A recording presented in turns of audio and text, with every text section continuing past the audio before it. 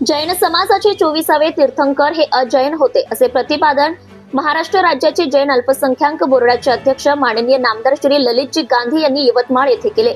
भगवान महावीर स्वामी यांच्या 2550व्या जन्म कल्याणक वर्षानिमित्त महाराष्ट्र शासनाच्या सांस्कृतिक मंत्रालयाने आयोजित केलेल्या राज्यस्तरीय व जिल्हास्तरीय निबंध स्पर्धेच्या पुरस्कार वितरण सोहळ्यात ते बोलत होते। या स्पर्धेतील 90% विजेते विद्यार्थी हे अजैन आहेत असे सांगून ललितजी गांधी यांनी जैन अल्पसंख्याक बोर्ड जैन समाजाच्या उन्नतीसाठी काम करेल अशी ग्वाही दिली।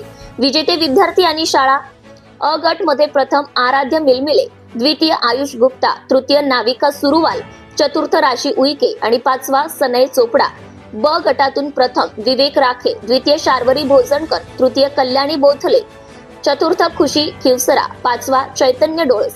सर्वाधिक सहभागासाठी सन्मानित शाळा यामध्ये महंत Dattaram Bharati Vidyalaya RD, gents English medium school Yavatmal, Jawaharlal Darda English medium school Yavatmal. या कार्यक्रमाला यवतमाळचे आमदार बाळासाहेब मांगुळकर, माजी आमदार कीर्तिबाबू गांधी आणि इतर मान्यवर उपस्थित होते। कार्यक्रमाचे सूत्रसंचालन अशोक कोठारी यांनी केले तर आभार प्रदर्शन संदीप तातेड यांनी केले। प्रतिनिधी सय्यद मतीन, यवतमाळ।